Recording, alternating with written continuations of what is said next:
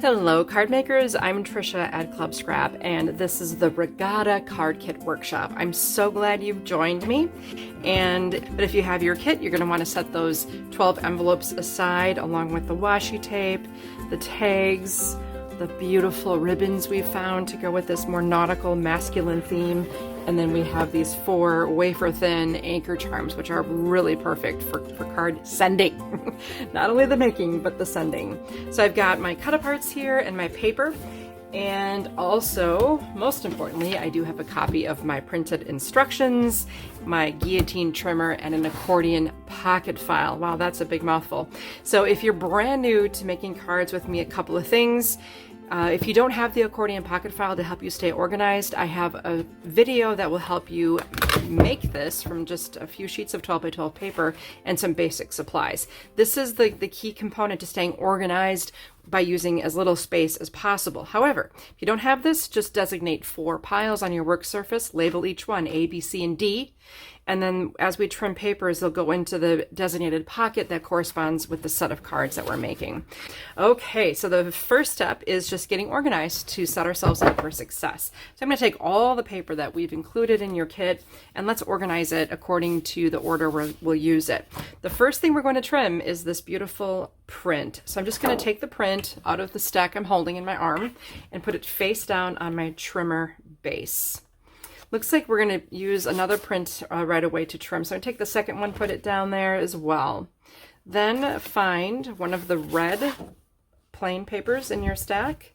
And then the beautiful dark blue. It has those gorgeous ridges on it. And then a light blue. So there are 3 blues in this nautical style regatta kit. So this one is the dark, then we have the medium, and then we have the light. So this is, we're going to grab one of the light blues out of the stack. Next, let's take another red, a dark blue, a medium blue, a white, then find another medium blue. This gets easier as we run out of papers, right? Then a light blue. This should be your last plain sheet, is going to be white. Then find the cut apart that has all these little pieces on it. Those go on the inside of our fun pop-up mechanism cards. And then we have this really colorful cut apart we'll end with. This is the order we'll trim the paper. So let's tackle them one by one, or sometimes 2 by 2. So we'll start with the print here. Just make sure you take one of them, only one sheet.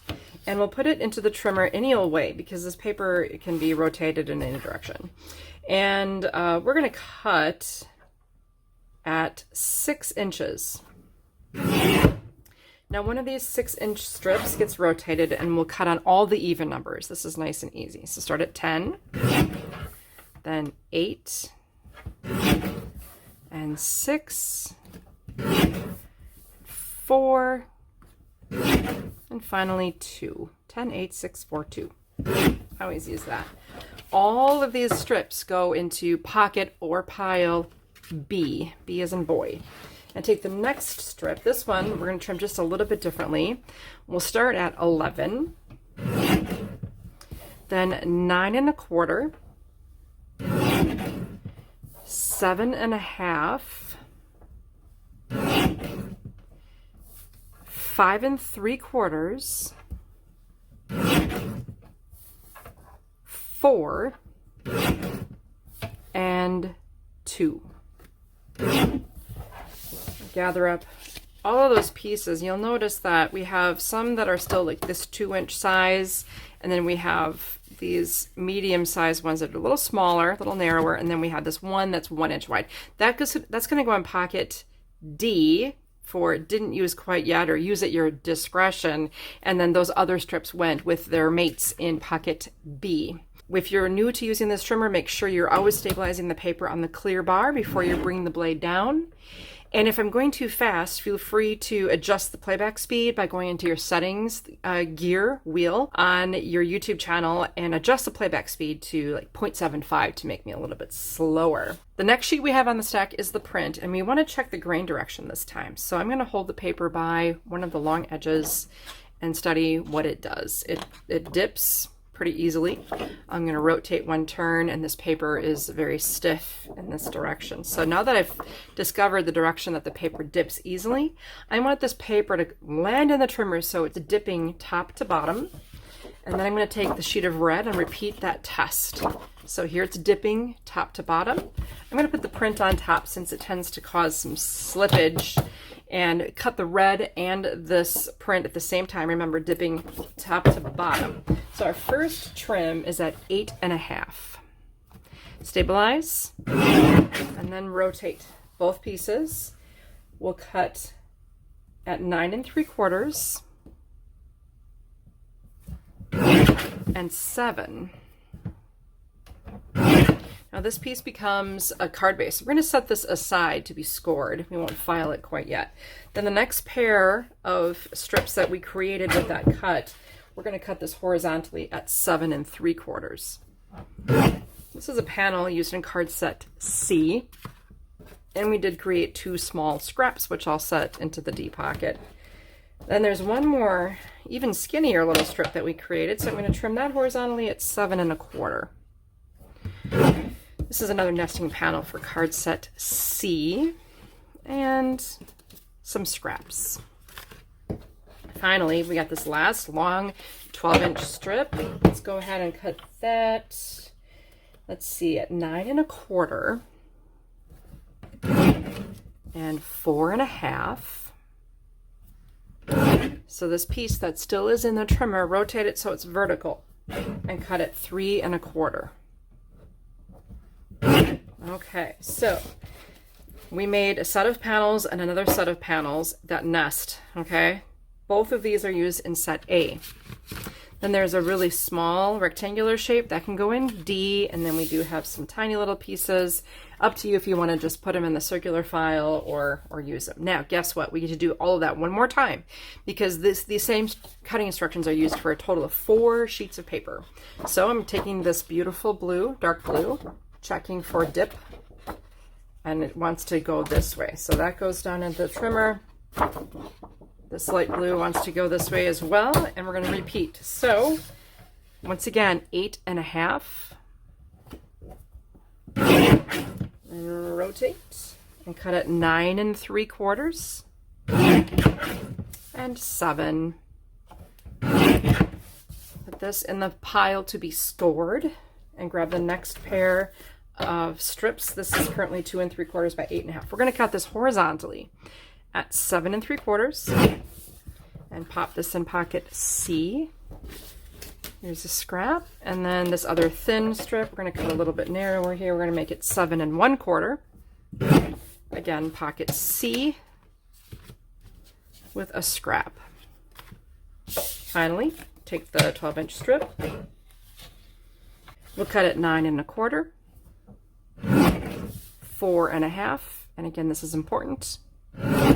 Rotate so it's vertical and cut it 3 1/4. And once again, we have a panel and another pair of panels that nest. Those will go in pocket A. And then we have these rectangles and some little strips, pocket D, for use as desired. And I'm turning to page 2 of my instructions. Now, I got an email recently from a gal who told me how much she just loves this whole process. But initially, she did not like it at all. She didn't like all this trimming that we have to do. So if you're new here, I just want you to hang in there with me, because every cut has a purpose, okay? So now I'm going to take this red, which is next up in the stack, and check for grain. Once again, I want this dipping top to bottom to be a theme here today, and then the dark blue, same thing. Okay, first cut on these. This is different now. We're going to go at 10 1/2. And then 6 1/4. I will rotate and cut at 8 1/2. This large piece will be set aside to be scored, and then we do have this narrow piece. We're going to trim that horizontally at 5 1/4. And let's put these in pocket B, and then we do have some scraps. Then our next strip, this is currently 4 1/4 by 12. We're going to trim that just at 11. And then these long pieces will become cards. So the pile for scoring. And, you know, if you want, you could throw these into pocket D, or they're the same width as the card bases for set A. So I'm just going to pop these into A just because. And if you're following along the video, you'll do it. And if you're not, you won't. No big deal. All right, this next strip, we're going to trim horizontally at 8.5. It's just a skinny guy. And we're going to pop that in pocket C. And then the little remainder can go in D. Okay, let's do that one more time because you didn't have enough fun yet, right? So let's grab this next medium blue and we're going to check our dip. We want it dipping top to bottom. Lots of dips top to bottom today. And our first cut, once again, is going to be at 10.5. Always stabilize. And then slide down to 6.25. And then rotate and we'll trim at 8.5. 2 more card bases right here. We'll set those aside and then just trim the narrow strip to 5.25. This will go in pocket B, and we've created a small but yet tolerable sized scrap. And then we have our 4.25 by 12, our long one. We're going to trim it just an inch off of there at 11. Set this aside to be scored, and if you want, as a bonus, you could add this to pocket A. Finally, this was a scrap, but I used them in the inside of set C. So we're going to cut this horizontally at 8.5, and that width matches the width of the card. And then we have a tiny scrap. So that went into pocket C. Okay, moving on to another new formula here. But true to form, the medium blue and then the light blue, we want it dipping again, dipping easily from top to bottom on our trimmer base. So we'll cut this at 11 and 8. 8. Nice, easy number. Now rotate. We'll cut at 11 again. Oh, and 8 again. And 4. So the piece you just created and the one that just fell, these are 2 sets of 4x8s. Set them aside to be scored. That's going to grow up to become the mechanism in our pop-up cards. These are going to be panels. They're 3x8 right now on card set C. And then you have a skinny guy. So if you want, this was kind of added later too. We're going to cut this horizontally at 4.25 and pop these in pocket A, kind of as a bonus, and then we have a little scrap. Okay, scraps are always going to go in D until I determine that I'm not going to use them. And then they can go in the circular file. Okay, so this next strip, this is 3x12. We'll cut it at 8 to make some more panels for card set C. And some relatively large scrap here. Sorry. And then this too can go in pocket D as well. Okay, now the next sheet, only 1 piece trims with only 1 diagram.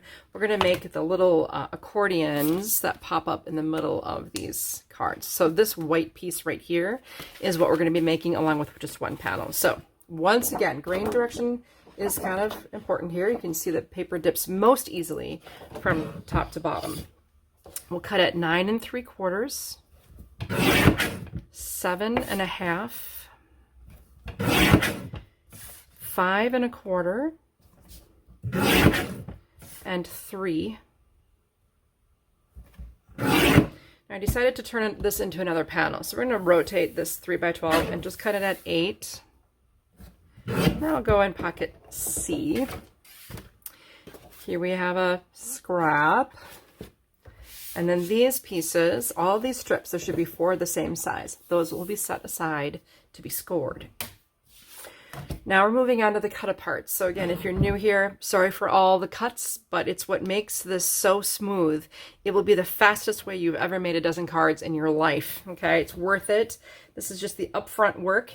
We'll begin by removing the perimeter of the piece. So we turn this into a 12x12. Right now it's a 12.25 by 12.25. And we're going to be using, I hope you can see the little hash marks here to determine where we're going to make these cuts. So we start out with a nice accurate 12x12. So the first cut, I cut a little on the outside of that line, and then I do the final really nice neat cut at the end when I can see a little better. So now when I bring this hash mark to the edge of my blade on my trimmer, I can see perfectly at the top and the bottom where to cut. Then I'll rotate again, remove that next little scrap from the end. So we give a nice, beautiful 12 by 12, exactly aligned where it should be. And then that last finishing cut. So I've made a full rotation and now I have a perfect 12 by 12. I'll dispose of those scraps and then we'll get right to the trimming. Place this in so it's right side up. And our first cut is going to be at 9 inches. And then 7.5. 5.5.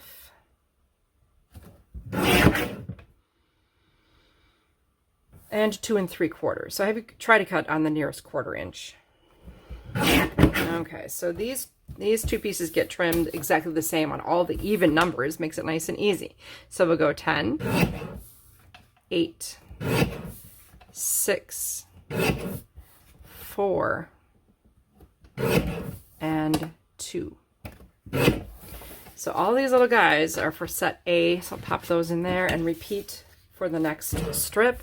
Again, all the even numbers, 10, 8, 6, 4, and 2. Notice not a trim goes by that I don't stabilize by pushing on the clear bar. Back to pocket A again. Now this is more of them creating the same size piece, but just from a different direction. So make sure that little piece is on the far right, and we'll cut at 11, 8 1/4, 5.5, and 2 3/4. Okay, so all of the same size pieces finish up in A, and then we do have this little scrap in D. And this next strip, we'll cut at 10, 8, 6, and 4. This actually ends up being a scrap you can use as an option if you'd like, anywhere you want. And then these tiny little pieces are actually go on the outside of card set C. Lastly, we'll make some innies here. So we're going to cut at 9, 6, and 3. And these will be used in set C. Hang in there with me. We are almost there. All right, so once again, I'm going to just do a rough cut of that first scrap. So in other words, I'm leaving just a little hair of paper there so I can see better when I make my final finishing cut. Then when I rotate now, I can see better from both sides of the edge of my trimmer blade, both the top and the bottom. And I'll make the rotation, remove that perimeter, and then dispose of the scraps. Okay, so we're going to start up by making sure that the narrow strips are on the right, and my first cut will be at 11 1/4. Then 10 1/2, 7 1/4, and 4. I'll rotate. Make sure the skinny scrap is on the right, and we'll cut at 11, 8 1/4, 5.5, 2 3/4. Okay, so these 4 panels are the outside of card set A. Something for pocket D you can use as an option if you would like. Then pick up the next strip. We'll trim horizontally at 10 and 5. This is going to be for pocket B, and a scrap for D. Okay, and then again 10 and 5, pocket B and D. Now here's the thing. You know, we try to be perfect around here, but we're not. So I think the intention was for this to be each of them, cutting this in half at 6 inches, but something got a little bit wonky. So let's trim this at, like, if you're using the wider side, you're going to see 6 1/8 is really the cut you need in order to have all of the right amount of space. So they're not quite evenly placed. I encourage you to eyeball this. I did put 6 in the instructions. but like one side is just longer than the other, and you'll notice it when you go into trim. So if you're cutting the short end, it's 5 7/8, and the long end, it's 6 1/8. If that made any sense to you. I don't know. I apologize. This was kind of a bonus item anyway, but now you have these little banners for card set C, which really add a lot. They're really sweet.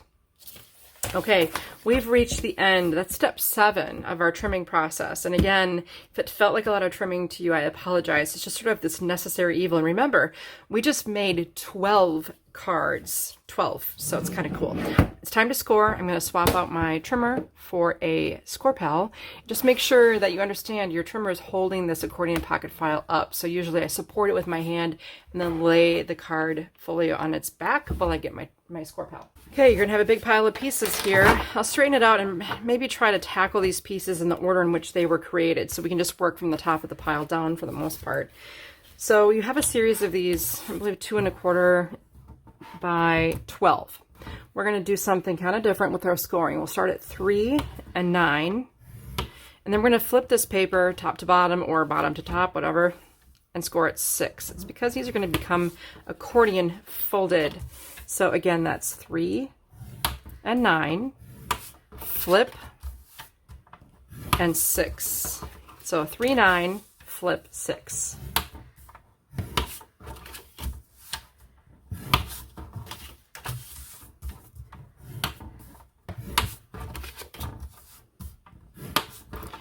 All right, all of these are used in set A.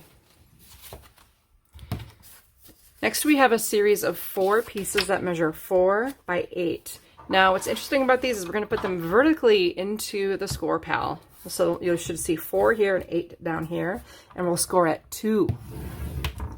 Nice and easy, just 2 inches. You're going to love how easy that pop-up card is to make. You're just going to die. You're not going to believe it. If you haven't done it before, my way, this is definitely the streamlined way. So pocket A again for those. Now, in my pile, I have like some 2 pieces separated by different size. So I'm going to grab my long 4 1/4 by 11s and find the other set as well. So if you're working with the textured paper, well, I want you to put this texture horizontally into the score pal with the texture side facing up, and then score at 5 1/2. So again, texture should face up on the red, 5 1/2. And then the white, of course, doesn't have a texture, so it doesn't matter. And same for the medium blue. All of those were scored at 5 1/2. And those are the card bases for set A. So we're loading pocket A for sure. All right, next I have these. If you compare, you have 2 pieces that have the same width, 2 sets. You have the pieces that are shorter. So these measure 8 1/2 by 6 1/4. Okay, so these are card set B bases, and this is for that stand-up card we're going to make. So let me just check those numbers. We're going to score them horizontally at 2 1/4 and 6 1/4. And then we're going to flip and bring them up and score at 3 1/4 and 5 1/4. So this is what creates this little gusset for the stand-up. Let's do it again with the medium blue. So 2 1/4, 6 1/4, flip, 3 1/4, and 5 1/4. Now, here's something a little weird. With the blue, we have that texture. So I want you to put texture side down for the 2 1/4 and 6 1/4. Then flip, so now texture side is up, 3 1/4, and 5 1/4. Now, if you didn't get that, not a big deal. It's just not a big deal. Now for the red, same thing. Texture side down, 2 1/4, 6 1/4, flip bottom to top, 3 1/4, 5 1/4. These are the bases for card set B. Finally, I just have these pieces that measure 7 by 8 1/2. We'll put them vertically in, so you should see the 7 up here and score at 3 1/2. This is texture side up and print side up, 3 1/2. 3 1/2, and again, just check for smooth versus ridged. Ridge side up, score at 3 1/2.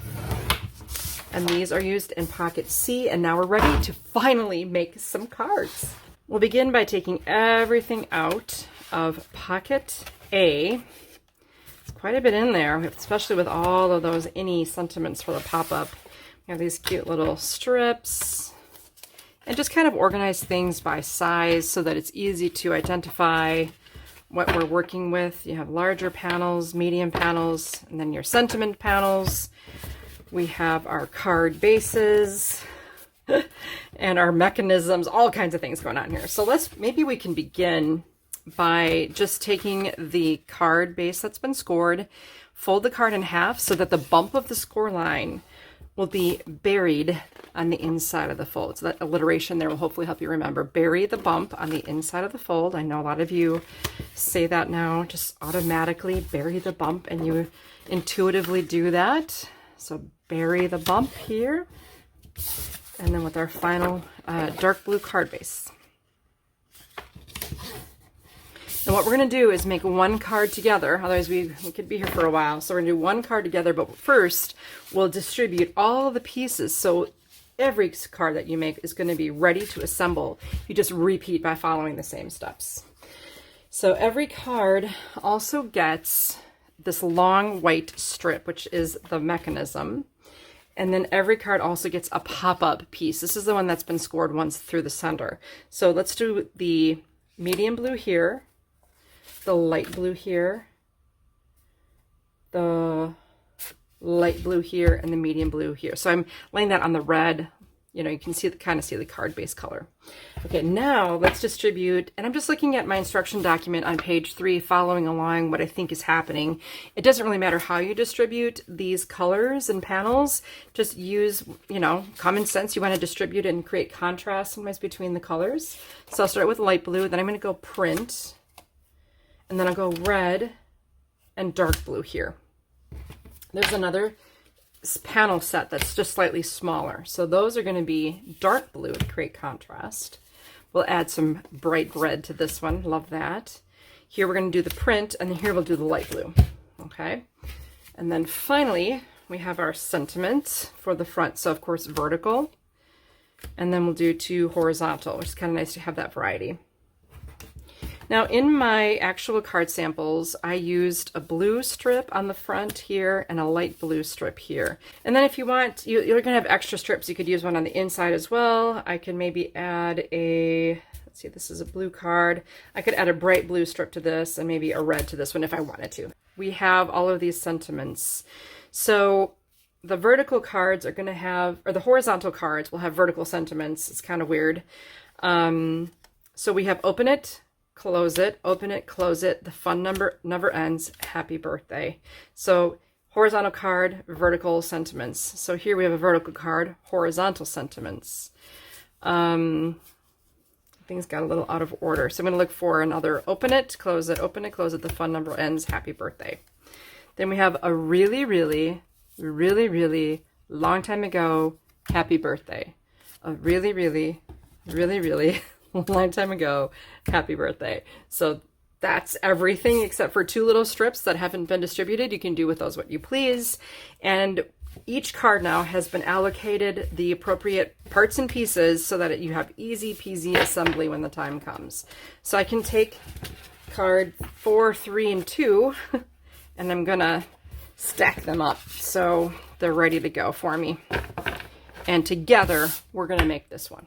In the instructions, I do have a pictorial sort of step-by-step. It's just a 12-step program to make the card, make this mechanism. So let's just do that part first, and then we'll decorate the card. So let's begin by doing some folding. We can take this narrow strip, and I'm looking for the bump of the score, and that's in the center. So I fold it in half by burying the bump.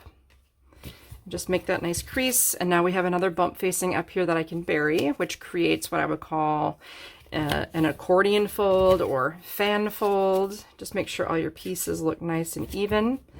If you want, you can burnish those fold lines. So here we have our little pop-up. Now this piece, we're going to also fold on the score line so that we bury the bump. Now this is just the critical thing here, so if you forget this is the part of the video you want to bookmark and go back to, maybe mark what time it is in the video so that you can see how this works. So basically I want you to take this folded piece and place it horizontally on your work surface So the peak of the fold is facing up. So it's kind of like a tent. I'm going to use a 2x8 grid ruler. You can also use a 3x14. You just have to make sure you know where your 2 is. But this ruler is already 2 inches wide. So here the ruler is vertical, and I'll place it vertically onto my card, which is horizontal, and line up the edge of the ruler with the edge of the card, or just make sure that you're lined up 2 inches in from the edge. So from here to here is 2 inches. Then take the upper right corner of this piece and bring it, fold the paper down so that the edge of the paper aligns with the edge of the ruler, and then make a crease. You'll notice the line of the crease is exactly a 45-degree angle. Then open the crease you just made and repeat in the other direction. So I'm going to take the lower right corner of the strip and bring the edge of the paper against the edge of the ruler and crease. If you want, you can burnish it. And what that does, I'm going to open it again too, and what that did was created 2 45-degree angles on my strip. Next, take the strip in the direction that's already positioned, and you see this is that mountain fold that we had facing up. Let's bring these edges together, and you'll see what naturally happens is that this shape is formed. It looks just like a house. There's my house shape. So I'll burnish again to make sure that this stays the way I want it to. Isn't that great? That's your pop-up mechanism. And I spent a lot of time getting the measurements figured out so that this could happen for you so perfectly every single time. Now I'm bringing in my card base. And if you want, you can just place the card base in front of you. My crease is at the top. And I'm going to use this just as a positioning tool to help me arrange my house in the right spot. So here is the house, and I'm going to put the peak of the house at the top edge of the card. And then I'm going to take my mechanism and make sure the mechanism is situated so the 2 mountain folds, or like the tents, are at the top, and then you have the 1 valley fold at the bottom. I'm going to place this under 1 flap. So in between the right flap, on top of the right flap, and under the left flap of my house. So here again, we want to be centered at the top, and we want this piece to be centered kind of aligned with the bottom edge. Just make sure it's not below the edge of the card. That's really important. Next, take a pencil and lightly mark the area that this flap covers. Have some glue ready and a needle tip applicator. Peel away the flap and apply glue just onto that marked area. It's nice that we use the pencil because even if we accidentally move something, we can reposition by bringing that flap down and putting it right back where it was when we marked it. And then give that a second to cure just a little bit. This whole thing over and place it back down. Mark once again with a pencil where that flap overlaps the white pop-up, and you can add your adhesive there. You know, the more glue you use, the longer it takes for that to really secure. Okay, so now we have this is going to be working the way we want. Now open the card and place this kind of in the same spot on the inside. I just kept the card closed when I was doing that first step because it's a little easier to see. And just make sure that this moves freely here. And we're centered left to right, top to bottom. So that's where it's going to go. And this time, we're going to put the glue on the triangular shape of the house only. Okay. Then close the flap. Give it a second. Flip it, open the card, and repeat. So get your perimeter with the glue. The bookbinding glue is so nice for this, as is the needle tip applicator, and close. Now what I like to do is take something heavy and set it on this while it cures, and while that happens, we'll prepare the pieces for the front of the card. Let's begin by taking the congratulations sentiment, and we'll nest that right onto the blue And I'm going to just verify that the texture side is facing up. I'm just going to try to visually center this. Normally I would use a grid ruler to make sure I've got it. And then I'm going to take 2 pieces of this beautiful red ribbon. You can use any color you want. And some tape. And I'm going to do the ribbon corner wrap. Okay, so check the grain direction of the ribbon. It will want to go in a certain way. And then I'll just wrap this around the upper left corner of the panel. Bring the ends around to the back. And we'll tape them down. Grab 2 more pieces of tape. Check your ribbon grain. I can see easily which way it wants to wrap, and then I'll wrap it that way. So I like to cooperate with opinionated things like paper grain and ribbon grain. Okay, then all we simply need to do is nest our wrapped panel onto the next size up. And then we can get our card. Make sure the bottom, it doesn't matter which side right now, we're going to choose that at this point. And if we want, I'm going to add this medium blue strip to the card. And for that, I will use my grid ruler to make sure I apply it nice and straight.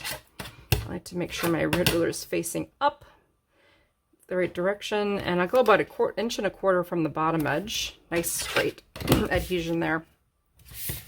So at this point, I'll take my panel and center that. If you want, you can certainly use your grid ruler. I believe it's a 3/8 inch reveal. So 3 boxes, 3 cubes on the ruler in both directions, and I've got this perfectly centered onto the card. Now, one of the reasons I waited to the very end to put these sentiments into the card is you want to make sure that the front of the card corresponds with the direction of the pieces on the inside.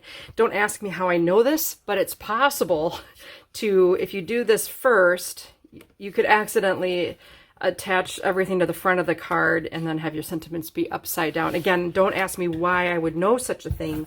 I'm just sharing that it has the potential to happen to you, and then you're taking everything off the front of the card and moving it to the other side. So we'll add the happy birthday, and it's a little bit annoying to attach something that's kind of got some dimension to it, but it's just the panels. It's not a big deal. So we'll add adhesive to these. I'm going to do the ... a really will be the first one. And then really is in the little porthole. So sweet. Long time ago. Happy birthday. Now, if you wanted to, a last finishing touch could be adding some washi tape to the outside. And if you wanted to, another thing, I just thought of this just now, I have this extra piece of white. I could stretch the tape onto the white strip so I can wrap the tape ends around the back. You know, this is just serendipity here. Oh, I love this washi tape. It just couldn't be sweeter. I think I like this card better. And then I'll use my ruler to make sure I'm level and apply that to the bottom edge of the card. You have plenty of scraps in pocket D. You could just grab anything out of here and make more little strips to add to this. So that's why I save those, because you just never know what you're going to think up. So that is a really sweet card. I hope you found that whole method of creating the pop-up super easy. Again, all you need is this grid ruler. I will show you one other thing with the 3x14, just in case you don't have the 2x8. Again, you fold to bury the bump, place it on your work surface so that the bump is facing up like a tent. Then on your grid ruler, you find 2 inches in. So this first really bold solid line is 1. The second really bold solid line is 2. Push down on the ruler, grab the upper right corner, bring the edge of the paper in contact with the edge of the ruler, make your crisscross fold. When you open it up, you bring those edges together, create your house, and burnish. So I know I went slower that first time because I was really wanting you to be able to follow along. But once you get the hang of this, you can make these pop-ups in like no time. And all it is a 4x8 piece of paper. The other thing that really helps this process is when I told you to put the tent side of the fold facing up, that creates that natural result at the end. Also helps that we have scored this paper in cooperation with the grain directions so that you're not having that crumpled looking icky fold. This really works well when you're paying attention to all those little details. All right, that's with the 3x14. So let's give you a sneak peek of all the set A cards. This is the one that I made with you. And I didn't add the white. And I just think that white border strip just adds so much. I'm really glad I did that. The other vertical, this one, the only difference here is I added some wax linen thread to the top of one of those wafer thin anchor charms and glued it on to the card with bookbinding glue. And then here is the gorgeous pop-up, once again with the same sentiments. The horizontal has a different set. This is also a birthday, though. I just think that's the majority of the cards that we like to send. And I added the washi tape going from the left corner. That's kind of sweet. Easier to add that before you add the mechanism, just as a side note. And another really fun pop-up. Okay, let's move on to set B. Okay, everything out of pocket B, and you can take just a second and organize what's inside by size. Remember, you have those wider panels, the skinnier ones, some nesting panels, and sentiments, and your card bases. This is pretty easy card structure. It goes together like a piece of cake. So we'll start out with, we'll lay out the materials for all the cards so you get everything distributed in a way that makes sense to you. And we're going to begin with the red card base, then the medium blue, then white, and the dark blue. I just love that everything here is prepped. So we have the wide.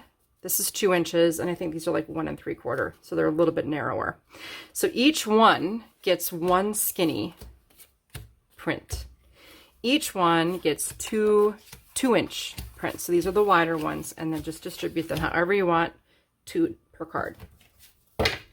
Now for the larger panels, we'll begin with the dark blue here, then white, medium blue, and red. Then the sentiments. Birthdays are the best days. The set sail in the direction of your dreams with the deeper blue here, and then the brighter blue here, and then the navy, if in doubt, paddle out. I think we should probably do this bright blue card so that you can get an idea of how things are made with that double looped bow. I do have a whole ribbon series, a video intro to ribbon. You can learn more about different ways I use ribbon on cards, but for now I think I will show you how this works here. Okay, the first thing I think that is most helpful is to just ensure that the bumps of the scores are on the outer 2 lines and the indentations are on the inner 2 lines. Okay, leave the card flat. And then I want you to take the panels, the nesting panels, and we have the 2 wide ones and then the smaller, the narrower one, right? So I'm going to take a wide one, and if you think you have a preferred top orientation, now would be the time to determine that. And then we have the other wide one, should fit within the scored area on the right side of the card. Remember, right next to the bump. I'm going to center this left, right, top, bottom within the scored area. And then we have our final piece. Again, doesn't really matter. That's going to go in the center, and that should fit perfectly within that scored area. Okay. Next, let's add some ribbon to this. So I'm going to take some of this pretty blue ribbon, stretch it across and past the edges of the card, and trim it. And I'll do that with a second piece. You want 2 pieces. Have some tape ready, and I'm going to take one of the ribbons, check for grain. It will want to go one way over the other. Bring the ends together to make a loop, uneven ends. I'm going to align the edge of the looped ribbon with the center of the card, wrap the ends around to the back, and just tape that. And that makes that not very exciting. Now I'm going to take the other ribbon, check my grain, and thread it through the loop, bring the ends together. I like to support the initial ribbon from the back side while I give it a little tug, like that. Oh, isn't that pretty? Wrap it around to the back and secure those ends with a piece of tape. Now you have your wrapped panel, sentiment panel. I'll put some adhesive on that and nest it onto the white panel. I know there's not a lot of contrast here, right? But what this does, the very least, is masks the taped back with the ribbon on it. Next, let's fold along the score lines of our card base. So follow the best practices. Bury the bump of this score on the inside of the fold. Same on this outer score. And it makes a really funny overlapping flap. Flip the thing over, and then let's bury that bump. So now we're doubling back, making a pleat. So bring that in. Oh, look at how that fits. It's just like brillante. Okay, now we have our stand-up card base. So here's the final thing. When you attach this to your card, we want it centered. Imagine if it's closed, then we're centered top, bottom, right, and left. But we also have to be careful not to put adhesive behind anything that doesn't come in contact with this middle section. If you do, you're going to have a really funny looking postcard. So what you could do is, I'm just guesstimating, but I'm just putting my glue on the center column, leaving space at the top and bottom because this card does have a reveal. And then I'm just eyeballing my center here if you want to close the card. There. So card perfectly lays flat for mailing, and then it stands up like that on display. So that's really a cool, simple card. If you want, you can add a little wax linen thread or something to draw the eye to this sweet little charm, and you could glue it onto your card base. I do just keep some basic roll of wax linen thread handy. The other thing you could do, and I didn't on this card because of the location of the sentiment, but you could literally tie the anchor onto the ribbon with some thread as well. And I did that on one of the cards. So let me show you the other examples. This is the one we made together, and this is with the wax linen thread tied on the top. Again, that knot isn't necessary, the little bow, if you don't have the patience for it, but it just adds a little bit. And I glued it on again with my trusty bookbinding glue. Here is the other one just like it, just slightly different change in color combo. Here, the thinking of you was at the top, allowing me to tie on my anchor. So you can tie one on. And then this one didn't have a charm at all. I used the fourth charm on set A. So here, all I did was take the beautiful tri-colored ribbon here and tied a knot into it, gave each end a swallow's tail, and used a glue dot to attach it to my finished card. So those are easy peasy. Set B. Let's get ready for set C. I've gone ahead, taken everything out of pocket C, and I've got all my pieces sort of in order by size, and I've also set aside the sentiments so we can get all of this dealt out appropriately. So I'm going to find the card bases first, and this is based on page 6 of my instructions. You can see all the cards both inside and out. So this print comes first, and then I'm going to go with the light blue, followed by a dark blue. Make sure you can see all this, and then the red. So those are the 4 card bases, easy as pie. So now we're moving on to this next size down. So looks like card number 1, we're going to put a light blue, and then a bright, or this is the medium blue. We're going to use white on this one, and I got some clever plan for you. Then we have the dark blue, or medium blue. But in this dark blue card, the inside of the card's going to be dark, and sometimes it's handy to just be able to have a light surface for writing. So I'm allocating this 5th panel, that's 3x8. This is the light blue. I'm going to put that like on the underside. That's the inside of that dark blue card. So it's like a liner. Then the next size down, we need to distribute these. So how about for this one, we're going to go red. Feel free to change these colors up to your liking. Then we have the dark blue. Next, we're going to use a print, and then we're going to use light blue. So I'm just distributing lots of contrast here. Then finally, this next size down, we have dark blue. Red gets the foreground here. Light blue with some contrast, and the print. Then on the inside of these cards, I've added a strip. So I'm going to just go ahead and hand those out too. We got the medium blue here, dark blue, red, and white. Each card will get a cute little banner. And then we have our sentiments for the inside. We can hand those out. So we're going to do happy anniversary, wishing you comfort, and then wishing you a very happy birthday, and thank you for all you do. Again, that's that great Father's Day card you could maybe use.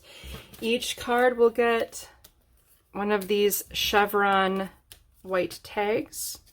For the front, we've got Smooth Sailing Ahead, Sharing in Your Sorrow, Ahoy, and You're My Anchor. We'll be using some of this tricolored ribbon and the blue ribbon on every card. So I'll just go ahead and show you how all of these materialize. So I'm going to take the third card, put it on top of the fourth, back this out of here. And typically what I do, well, I have cards in waiting. I don't have ladies in waiting, I have cards in waiting. I'll take all of these pieces that are stacked and slide them into the envelope so that everything stays in order while it's, you know, waiting. And then let's make this one together. Okay, so we're gonna bury the bump. That's always just the easy no-brainer, right? Let's fold that card base in half if you want. You can always burnish. Okay, so easy. Let's see, where's our fold? Okay. So we have this panel will be adhered, and then this panel will be decorated, and then this goes on the inside. So this will go on the inside. We can deal with that a little bit later. So basically, we are charged with decorating this little panel and then nesting everything together. I'll show you a couple of ribbon tricks. I'm going to take a small piece of this medium blue ribbon and thread it through the knot on the tag. And then just wrap it around the top and secure the tape at the back. Then you can take this ribbon again and just make, before you even cut it off, make a small knot. At that point, once your knot is the way you want it, you can trim your tails however you like. Whenever I'm attaching ribbon like this, I do like to use a glue line. I use glue lines somewhat rarely, but the glue lines work so well. So you just take off a line, burnish, and remove the backing, and then add your bow. Isn't that sweet? How easy was that? We can, at this point, if you want, we'll just, so we don't forget, we'll add our Smooth Sailing Ahead. These are maximized size to fit, use our space as much as we could on these tags.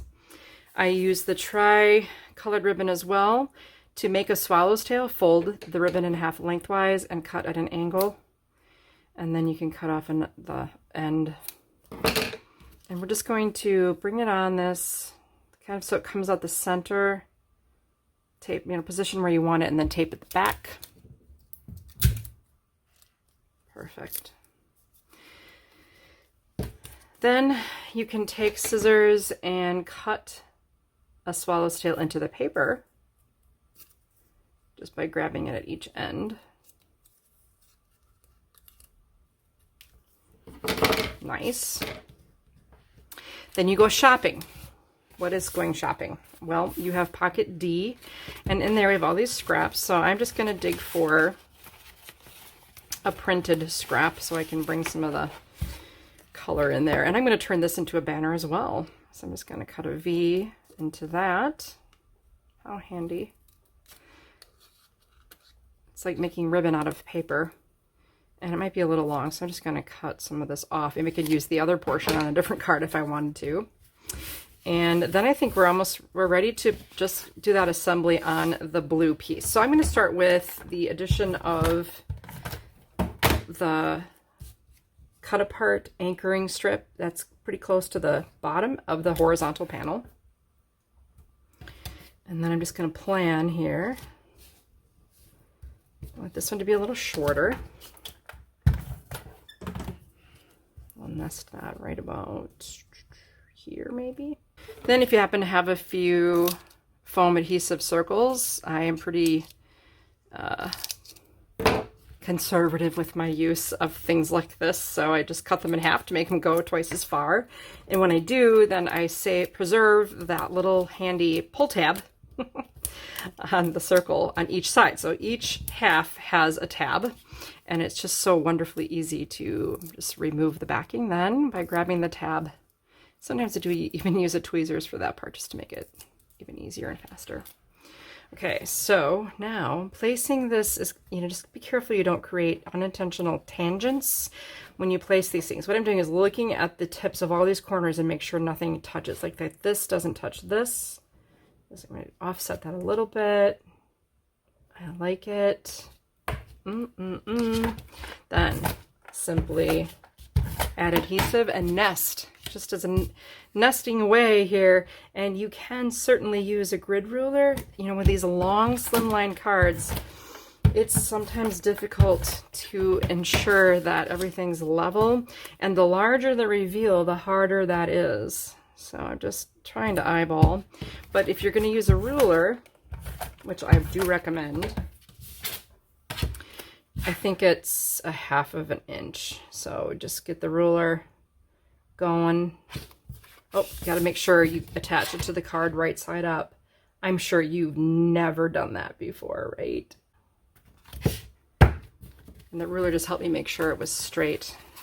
So now we can also,